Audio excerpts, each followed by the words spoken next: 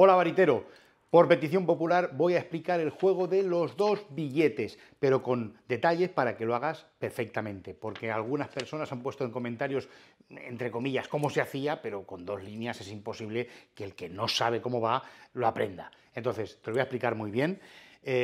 Lo primero que necesitas es dos billetes de distinto valor. Pueden ser del valor que tú quieras, con que sean distintos, ya está. Que no tienes dos billetes, puedes hacerlo con dos papeles de distinto color. Pero bueno, yo hoy lo voy a hacer con la explicación, con dos billetes que son de imitación. Parecen de verdad, pero no lo son. Pero bueno, para la explicación sirve. Entonces tengo una imitación de 50, un billete de 50 y un billete de 20. Bien, ¿qué hay que hacer? El de menor valor, ponerlo debajo.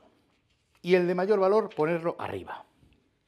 Y alguien me dijo en los comentarios, insistes mucho con eso, parece que anticipes lo que va a pasar al final.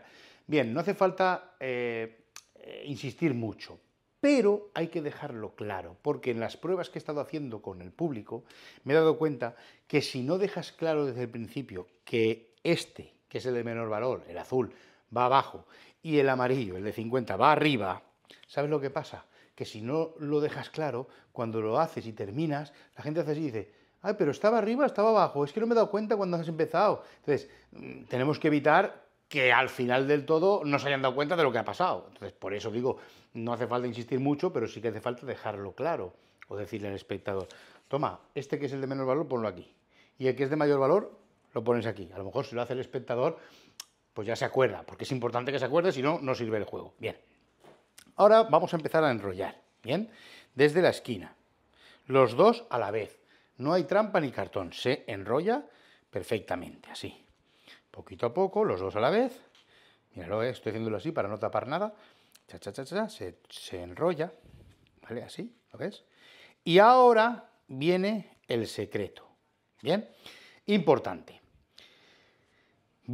Cuando lo haces, tapas con las manos, tapas las puntas con las manos, ¿vale? Pero yo lo voy a hacer para el vídeo, todavía no he hecho nada, Lo voy a hacer para el vídeo sin tapar, para que veas lo que hago bien.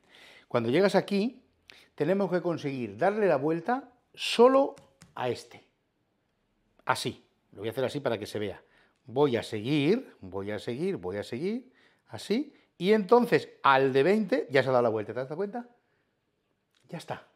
Haciendo eso, cuando tiras para atrás, le dices que sujete aquí, ¿bien? Las dos puntas. Pero fíjate que cuando tiras hacia atrás, automáticamente el de 20 está arriba.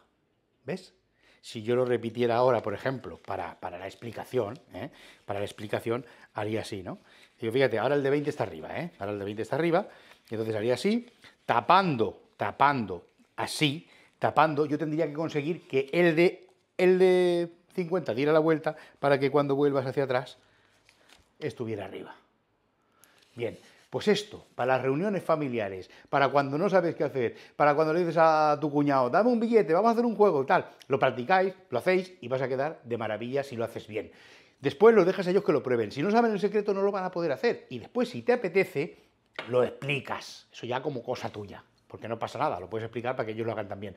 Si te ha gustado, dímelo en comentarios y si quieres saber el material que gastamos los magos, deberías seguirme.